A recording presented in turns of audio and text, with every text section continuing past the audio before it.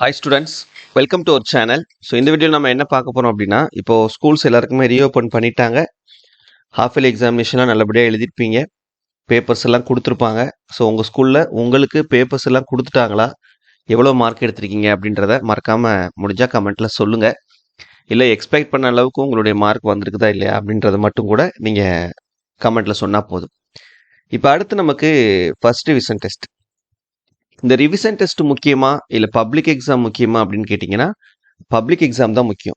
இப்போலேருந்து நீங்கள் பப்ளிக் எக்ஸாமுக்கு டைரெக்டாக ப்ரிப்பேர் பண்ணாலும் ஓகே. இல்லை இந்த ரிவிஷன் டெஸ்ட்டை நீங்கள் ப்ரீ பப்ளிக் எக்ஸாமாக கன்சிடர் பண்ணிக்கிட்டு இந்த ஃபர்ஸ்ட் ரிவிஷன் செகண்ட் ரிவிஷனுக்கு நீங்கள் ப்ரிப்பேர் பண்ணி அதுக்கு அப்புறம் நீங்கள் பப்ளிக் எக்ஸாம் எழுதினாலும் ஓகே, அது உங்களுடைய விருப்பம் தான். சரியா? ஆல்ரெடி நான் 92-95% போர்ஷன் கவர் பண்ணியிருக்கேன் சார் அப்படின்னா, நீங்கள் தாராளமாக இந்த ரிவிஷன் டெஸ்ட்டை ஒரு ப்ரீ பப்ளிக் எக்ஸாமாக கன்சிடர் பண்ணிக்கிட்டு அதுக்கு ப்ரிப்பேர் பண்ணி நீங்கள் எக்ஸாம்ஸை ஃபேஸ் பண்ணலாம். அப்படி இல்லை, நான் இன்னும் அந்தளவுக்கு கான்ஃபிடென்ட்டாக இல்லை சார், ஒரு 70-80% தான் நான் போர்ஷன்ஸ் கவர் பண்ணியிருக்கேன், ஆனால் நான் சென்டம் ஸ்கோர் பண்ணணும்னு நினைக்கிறேன் அப்படி இருந்தீங்கன்னா, கண்டிப்பாக நீங்கள் இந்த ரிவிஷன் டெஸ்ட்டுக்கு ப்ரிப்பேர் பண்ணுறதை விட பப்ளிக் எக்ஸாமுக்கு இன்னும் ஒரு 60 டேஸ் இருக்குது இல்லையா நமக்கு, இந்த 60 டேஸை நம்ம எப்படி பப்ளிக் எக்ஸாமுக்கு ப்ரிப்பேர் பண்ணலாம் அப்படின்னு சொல்லிட்டு ஒரு ஸ்கெடியூல் போட்டு நீங்களே ப்ரிப்பேர் பண்ணால் கூட ரொம்ப ரொம்ப நல்லது. சரியா? ஓகே. ஸோ ஒரு 2026 ஃபர்ஸ்ட் ரிவிஷன் டெஸ்ட்டுக்கான ஒரு அஃபிஷியலான கவர்மெண்ட் கொஷின் பேப்பர் தான் நம்ம இப்போ இந்த வீடியோவில் டிஸ்கஸ் பண்ண போகிறோம். சரியா? இம்பார்ட்டன்ட் கொஷின்ஸ் வீடியோவும் நான் உங்களுக்கு கொடுக்குறேன் இந்த ரிவிஷன் டெஸ்ட்டுக்கு. பட் ரிவிஷன் டெஸ்ட்டுக்கு ஃபுல் அண்ட் ஃபுல் நம்ம எஃபர்ட் போடுறதை விட பப்ளிக் எக்ஸாமுக்கு போட்டோம்னா ரொம்ப நல்லது. அடுத்தடுத்து நம்ம பப்ளிக் எக்ஸாமுக்கான வீடியோஸில் நிறைய நம்ம அடுத்தடுத்து கொடுப்போம். ஸோ அது உங்களுக்கு கண்டிப்பாக ரொம்பவே யூஸ்ஃபுல்லாக இருக்கும். சரியா? இப்போதைக்கு நமக்கு இந்த ஃபர்ஸ்ட் ரிவிஷன் டெஸ்ட்டுக்கு கொஷின்ஸ் எப்படிலாம் கேட்டிருக்காங்க அப்படின்றத ஒரு தடவை பார்த்துடலாம். சரியா? இப்போ உங்களுக்கு போர்ஷன் புதுசாக மாறி இருக்குது இல்லையா? ஸோ போர்ஷனில் ஆல்ரெடி நீங்கள் இப்போ half yearly examination full portion எழுதியிருப்பீங்க. இப்போ அடுத்து உங்களுக்கு ஃபுல் போர்ஷன் டெஸ்ட், இந்த ஃபர்ஸ்ட் ரிவிஷன் டெஸ்ட். ஒரு சில டிஸ்ட்ரிக்ஸில் மட்டும் ஹாஃப் போர்ஷன் வைக்கிறாங்க, ரெண்டாக பிரித்து வைக்கிறாங்க. குவார்டர்லி போர்ஷன், அதுக்கப்புறம் குவார்டர்லிக்கு அடுத்த போர்ஷன் அப்படின்னு சொல்லிட்டு ரெண்டாக பிரித்து வைக்கிறாங்க. மேக்ஸிமம் டிஸ்ட்ரிக்ஸில் நமக்கு ஃபுல் போர்ஷன் தான் கண்டக்ட் பண்ணுறாங்க. சரியா?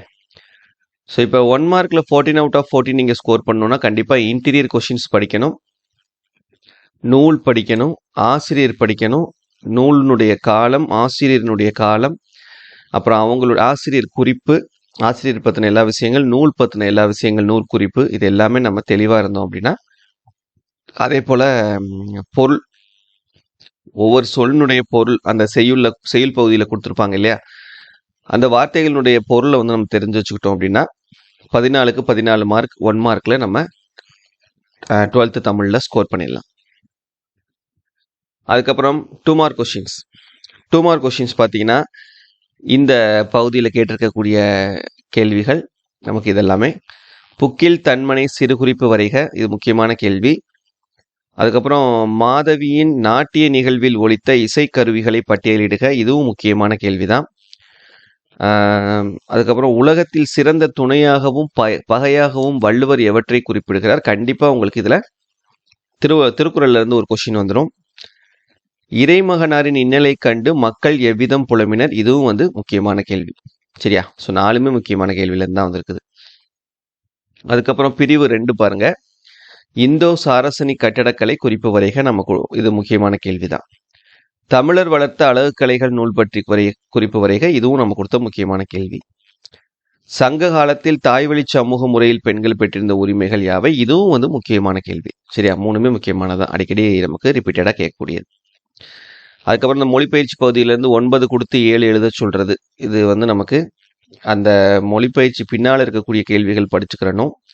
அதுக்கப்புறம் இலக்கண தேர்ச்சிகோள் வினாக்கள் நம்ம தெளிவாக படிச்சுக்கிறணும். அதுக்கப்புறம் பகுபத உறுப்பு இலக்கணம், புணர்ச்சி விதி, கலை சொல்லாக்கம், இது 3லையும் கண்டிப்பாக ஒரு கொஷின் வந்துடும். சரியா? இங்கே இருக்கு பாருங்க, பகுபத உறுப்பு இலக்கணம், புணர்ச்சி விதி, கலைச்சொல், இது 3லேருந்து ஒன்று வந்துடும். இது போக நமக்கு அந்த மொழிப்பயிற்சி பகுதியில் பின்னால் இருக்கக்கூடிய கேள்விகள் வரும். அப்புறம் கண்டிப்பாக இலக்கண தேர்ச்சிகள் வினாக்கள்ல இருந்தும் நமக்கு கேள்விகள் கேட்பாங்க. அப்போ இந்த கான்செப்ட்ஸ் எல்லாமே நம்ம தெளிவாக இருந்தோம் அப்படின்னா இந்த 7 கொஷின் நம்ம அட்டன் பண்ணிடலாம். சரியா? ஸோ அதை நம்ம தெளிவாக பார்த்துக்கோங்க. நெக்ஸ்ட் நமக்கு 4 மதிப்பெண் வினாக்கள், சிறுவினா. இந்த 4 மதிப்பெண் வினாக்களையும் நமக்கு 3 பிரிவு இருக்குது. சரியா? இதில் பிரிவு 1 பாருங்க, கன்றுகோள் ஒளிய கடிய வீசி குன்று குளிர்பண்ண கூதிர் பானால் இடஞ்சுட்டி பொருள் விளக்கம் தருக. கண்டிப்பாக உங்களுக்கு இது ஒன்று வரும். அப்புறம் சினத்தால் வரும் கேட்டினை கூறுக. திருக்குறள்லேருந்து கண்டிப்பாக ஒரு கேள்வி வந்துடும். மாளாத காதல் நோயாளன் போல் என்னும் தொடரில் ஊமை சுட்டும் செய்தியை விளக்குக. நமக்கு இது முக்கியமான கேள்வி. குகனோடு ஐவராகி வீடனனோடு எழுவரான நிகழ்வுகளை சுட்டி காட்டுக. இதுவும் முக்கியமான கேள்விதான். சரியா? அடுத்து இதில் பிரிவு 2ல் இந்த மணலில் எழுதியது முதல் தற்காலம் வரை எழுதும் முறையின் ஏற்பட்டுள்ள மாற்றங்களை தொகுத்துரைக்க. அப்புறம் திரைப்படத்தின் காட்சி ஆற்றலை எடுத்துக்காட்டுகளுடன் புலப்படுத்துக. குறிப்பு வரைக. சிறுகாப்பியம் என்றால் என்ன? பாவிகம் விளக்குக. இதுவும் முக்கியமான கேள்விதான். சரியா? இப்போ எல்லாமே முக்கியமான கேள்விகள் இருந்தால், ஏன்னா உங்களுக்கு இந்த போர்ஷன்ஸ் ரிமூவ் பண்ணாங்களே, டெலீட் பண்ணாங்க இல்லையா, அதுலேயே நீங்கள் பார்த்தீங்கன்னா எதெல்லாம் முக்கியமான கேள்விகள்னு நம்ம இத்தனை நாள் சொல்லிட்டு இருந்தோமோ அதை வச்சுட்டு மற்றதை தான் டெலீட் பண்ணியிருக்காங்க. மற்ற தேவையில்லாத டாபிக்ஸை தான் நமக்கு ரிமூவ் பண்ணியிருக்காங்க. சரியா? ஸோ அதனால் அதை நீங்கள் திரும்ப திரும்ப அதையே நல்லா படிச்சிங்கன்னா போதுமானது. அடுத்து இந்த பிரிவு 3ல் நமக்கு அணி இருக்கும்.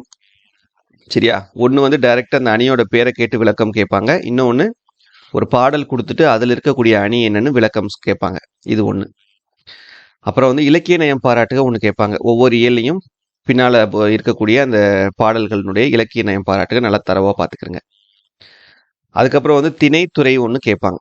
சரி, இதில் ரெண்டுமே திணை கேட்டிருக்காங்க. பொதுவியல் திணை, இன்னொன்று வாகை திணை. அதுக்கப்புறம் பழமொழியை வாழ்க்கை நிகழ்வில் அமைத்து எழுதுக ஒன்று வரும். அதுக்கப்புறம் ஒரு பத்தி கொடுத்து அதுலேருந்து ஒரு 4 வினாக்கள் கேட்டிருப்பாங்க. அது ஒரு கேள்வி இருக்கும். சரியா? இது நமக்கு இந்த இதுலேருந்து நம்ம என்ன பண்ணிடலாம்னா, திணைத்துறை படிச்சிருந்தீங்கன்னா ஒரு கொஷின் அட்டன் பண்ணிடலாம். அணி விளக்கம் 1 எழுதிடலாம். இலக்கிய நயம் பாராட்டுக 1 எழுதிடலாம். 3 தான் கேட்டிருக்காங்க. எவையேனும் 3. அப்போ 3 × 4 12 மார்க் இந்த பிரிவில் நம்ம எடுத்துடலாம். அதுக்கப்புறம் நெடுவினா. லாஸ்ட்டாக நம்ம கேட்கக்கூடியது 6 மதிப்பெண் வினா நெடுவினா. இதில் இந்த அரங்கின் அமைப்பை சிலப்பதிகாரம் வழி நின்று விளக்குக. இது முக்கியமான கேள்வி. கண்டிப்பாக திருக்குறள்லேருந்து ஒன்று வந்துடும். அறிவுடைமை வாழ்வின் உயர்வுக்கு துணை நிற்கும் என்பதை வள்ளுவம் வழி நின்று விளக்குக. நீங்கள் திருக்குறள் அந்த 2 இயலில் இருக்கக்கூடிய திருக்குறளுடைய மனப்பாட பாடல், திருக்குறளுடைய குறுவினா, சிறுவினா, நெடுவினா, இதை படிச்சிங்கன்னா எத்தனை மார்க் எடுக்கலாம்னா, மனப்பாட பாடல் 2, சிறுவினா 2, 4, சாரி குறுவினா 2, 4, அப்புறம் சிறுவினா 4, 4, 4, 8, அப்புறம் நெடுவினா 6, 14 மார்க் நீங்கள் ஸ்கோர் பண்ணிடலாம் திருக்குறள் மட்டும் படிச்சிங்கனாவே. அதுக்கப்புறம் குடும்பம் என்னும் சிறிய அமைப்பிலிருந்தே மனித சமூகம் என்னும் பரந்த அமைப்பு கட்டமைக்கப்படுகிறது எவ்வாறு விளக்குக. மயிலை சீனி வேங்கடசாமி ஒரு ஆராய்ச்சி பேரறிஞர் என்பதை சான்றுகளுடன் நிறுவுக. பொறுப்புணர்ச்சியின்றி இந்த ஊரை தன் பொறுப்புணர்வால் மாற்றிய மருதனின் பண்பு. அப்புறம் இது ஓகே. ஸோ 3 நெடுவினாமல் எழுதிடலாம். அதுக்கப்புறம் மனப்பாட பாடல் துன்பு உள்ளது இந்த கம்பராமாயணம் பாடலும் உடைத்துன்னு முடியக்கூடிய திருக்குறளும் கேட்டிருக்காங்க. சரியா?